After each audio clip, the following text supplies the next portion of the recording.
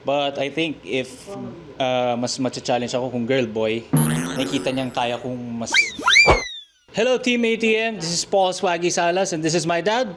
Jim Salas. And this is my tito. And I'm James Salas. Yan ang aking twins na mas pogi pa sa akin. At sasagot kami ng questions ngayon.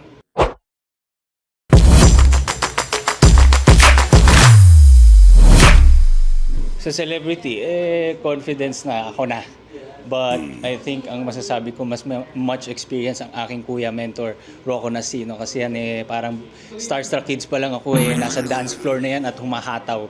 But may kanya-kanya kaming style at yun ang sobrang exciting na makita na mas maging 110% pa kami sa limit namin.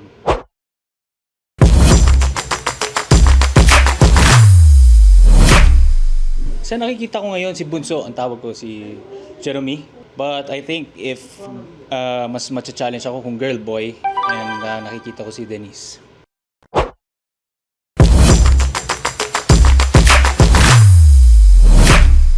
Siguro si Kuya Raver. Kasi medyo nakakasama ko simula bata ako at parang mentor ko na yan. At para lagi nakatingin yan sa akin. Tapos mga past few moments today, galingan mo may ganyan siya. So I think gagamitin kong fuel yon bilang inspirasyon dahil I think nakikita niyang kaya kong mas umexceed sa aking limitasyon.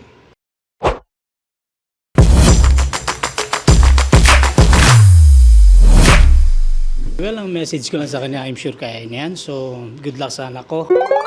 Malakas naman yung buto nito kaysa sa akin. So, for sure kayang-kaya niyan. Take it easy, bro. Okay. Okay, sa akin naman, to my nephew, Paul.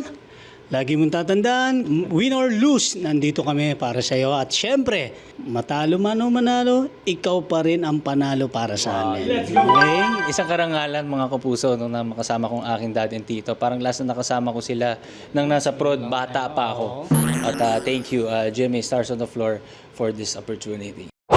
Thank you, ATM! At syempre, supportahan natin ang aking anak dito sa Stars on the Floor! Taas na energy.